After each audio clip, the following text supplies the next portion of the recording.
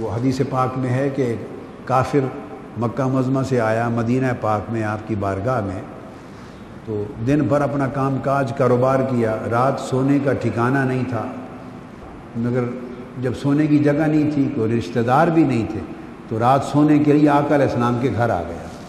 اللہ کی شان ہے، جنہوں نے نکالا ہے، ہجرت پہ مجبور کر دیا ہے، ان کافروں میں سے اپنے کام کاج کاروبار کے لیے آیا، امپورٹ ایکسپورٹ کے لیے آیا ہوگا، بزنس کے لیے آیا ہوگا، کوئی سودے کے لیے۔ جب فارغ ہو گیا دن بھر، اس کے بعد اس کو جگہ جب کوئی نہیں نظر آئی ٹھہرنے کی، تو رات دشمن کو حضور کا گھر نظر آیا کہ چلو رات وہاں ٹھہرتے ہیں۔ کیوں؟ اب یہاں سے جو تصور اخذ کرنا چاہتا ہوں، اس نے یہ ہمت کیوں کی؟ اسے یہ خیال آیا کہ باوجود اس کو یہ بھی مغالطہ نہیں تھا کہ میں کافر ہوں اور دشمن ہوں، یہ بھی مغالطہ نہیں کہ ہم نے تلواروں کو کے ساتھ محاصرہ کر لیا تھا اور مکہ سے حضور ہجرت کر کے آ گئے، اسے یہ بھی مغالطہ نہیں کہ ہر سال لشکر لے کے ایک جنگ لڑتے ہیں ہم آ کر، بدر بھی لڑے، احد بھی لڑے، غزوہ خندق بھی ہوئی، ہر سال ہم یلغار کرتے ہیں، اسے مغالطہ کسی شے کا نہیں ہے۔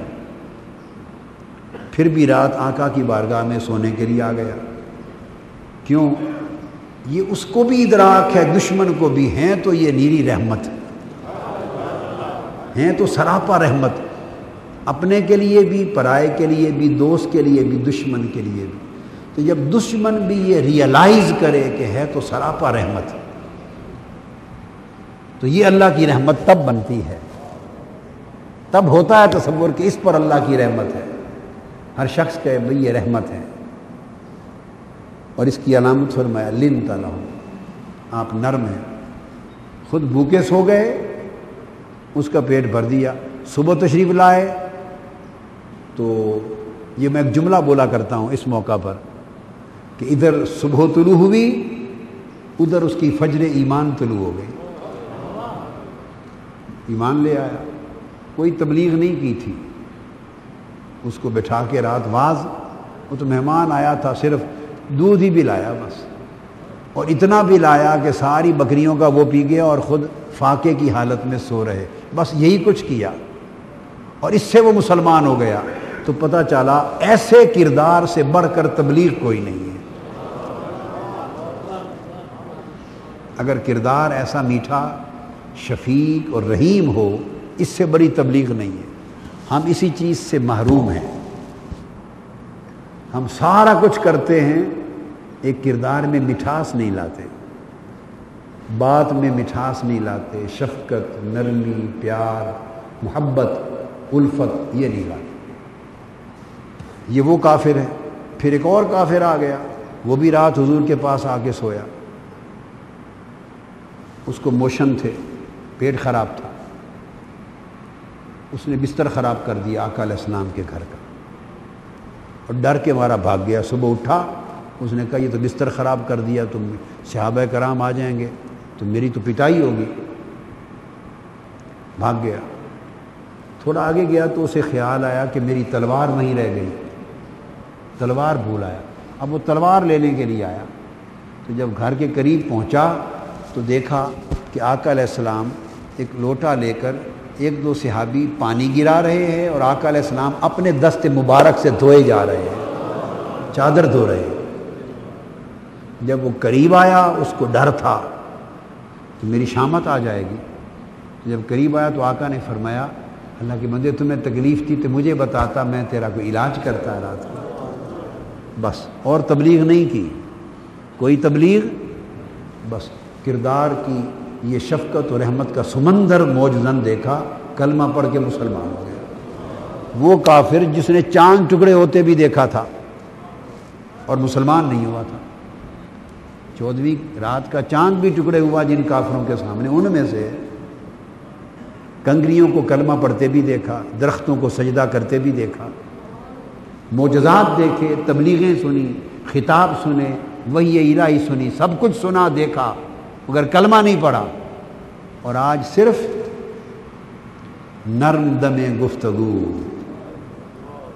گفتگو میں مٹھاس کا موقع ملا قریب ہو کر، اور کردار اور برتاؤ میں شفقت اور نرمی کا موقع دیکھا، تو یہی تبلیغ کام کر گئی، مسلمان ہو گیا۔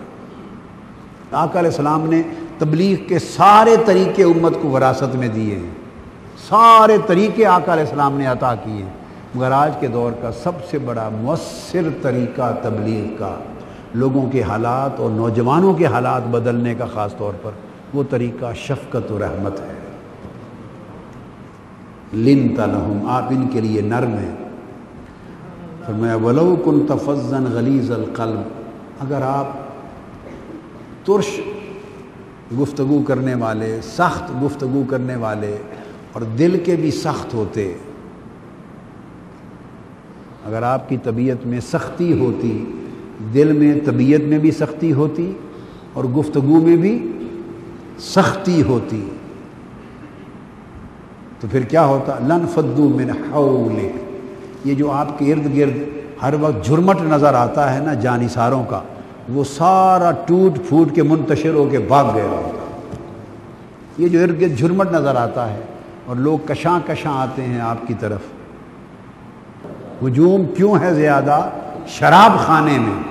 آگے جواب آتا ہے، فقط یہ بات کہ پیر مغاں ہے مرد خلیق، صرف ایک ہی سبب ہے کہ یہاں پلانے والا بڑا خلیق ہے، جو پلانے والا ہے وہ بڑا شفیق ہے، ساتھ بھر بھر کے پلاتا ہے، ساتھ پوچھتا ہے اور بھی چاہیے، ساتھ دیتا ہے اور ساتھ کہتا ہے لینے والے کی خیر ہو۔ یہاں تو کہتے ہیں نا دینے والے کی خیر، کیا کہتے ہیں؟ اور یہاں کا جو ساقی ہے نا، ساقی، وہ ایسا ہے کہ وہ الٹا کہتا ہے، دے کر کہتا ہے لینے والے کی خیر، لینے والے کی خیر، وہ پوچھتا ہے اور بھی چاہیے، کہ پیر مغاں ہے مرد خلیق۔ یہ بات ختم ہو گئی ہمارے اندر۔ ایک مرتبہ مجھ سے کسی نے ایک اعتراض کے طور پہ ایک سوال کیا آقا علیہ السلام کی سیرت طیبہ کے باب میں، بڑی پرانی بات ہے۔ اس نے کہا کہ تم کہتے ہو ہمارے پیغمبر بڑے سخی تھے، یہ کون سی جو آپ ان کی سخاوتوں کی باتیں سناتے ہیں، یہ کون سا اتنا بڑا معجزہ اور بڑی سخاوت ہے؟ ہم نے تو سنا ہے کہ حاتم طائی اتنا سخی تھا کہ ایک ہی شخص اس کے دربار میں لینے کے لیے آیا، اس نے دے دیا، وہ شخص پھر دوسرے دروازے سے آیا، تھوڑا سا بھیس بدل کے، اس نے پہچان لیا، اس نے نہ نہیں کی، پھر دے دیا، وہ پھر بدل کے تیسرے دروازے سے آیا، اس نے اس کو بھی دے دیا، پھر دے دیا، بدل بدل کے 7 دروازوں سے آیا، اور وہ پہچاننے کے باوجود یہ نہیں کہا کہ تم تو وہی ہو بار بار آ رہے، اس نے 7 مرتبہ ہی دے دیا۔ کوئی ایسی سخاوت کا واقعہ بھی تمہارے پیغمبر کی حیات میں، سیرت میں ہے؟ تو میں نے یہ ایک عجیب سا سوال اور پہلی مرتبہ مجھ سے ہوا، میں نے اس کو کہا بھائی یہ تو سخاوت ہی کوئی نہیں، یہ تو بخل ہے۔